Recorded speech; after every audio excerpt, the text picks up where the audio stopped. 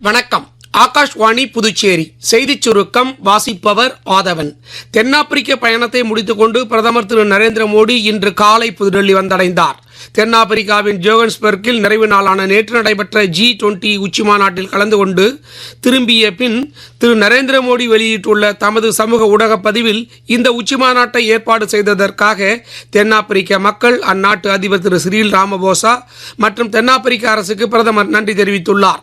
உலக தலைவர்களுடன் தனது சந்திப்பும் தொடர்பும் மிகவும் பயனுள்ளதாக இருந்ததாகவும் பல்வேறு நாடுகளுடனான இந்தியாவின் இருதரப்பு உறவும் மேலும் வலிமை பெறும் என்றும் கூறினார்.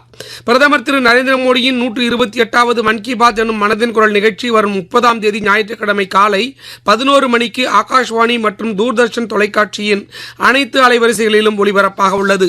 இந்நிகழ்ச்சியில் இடம்பெற வேண்டிய கருத்துக்களை பொதுமக்கள் நமோ செயலி, மை கவ் இணையதளம் மற்றும் 1800117800 என்ற கட்டணமில்லா தொலைபேசி வாயிலாக வரும் 28ஆம் தேதி வரை தெரிவிக்கலாம் என்று அறிவிக்கப்பட்டுள்ளது.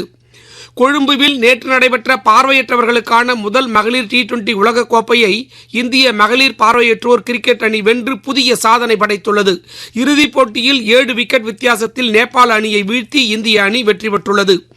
இதுகுறித்து புதுச்சேரி முதலமைச்சர் திரு ரங்கசாமி விடுத்துள்ள வாழ்த்துச் செய்தியில், இந்திய அணியின் அபார வெற்றி மிகுந்த மகிழ்ச்சியையும் பெருமையையும் அளிப்பதாகவும், இந்த வெற்றி பல பெண்கள் கனவு காணும் விளையாட்டு பயணத்துக்கு புதிய ஒளியையும் ஊக்கத்தையும் தரும் என்றும், இந்திய வீராங்கனைகளின் தன்னம்பிக்கை, விடாமுயற்சி மற்றும் அதிரடியான ஆட்டத்திறன் உலக மேடையில் இந்தியாவின் பெருமையை மேலும் உயர்த்தியுள்ளது என்று திரு ரங்கசாமி வாழ்த்துச் செய்தியில் தெரிவித்துள்ளார். இத்துடன் இந்த செய்திச் சுருக்கம் நிறைவு பெறுகிறது.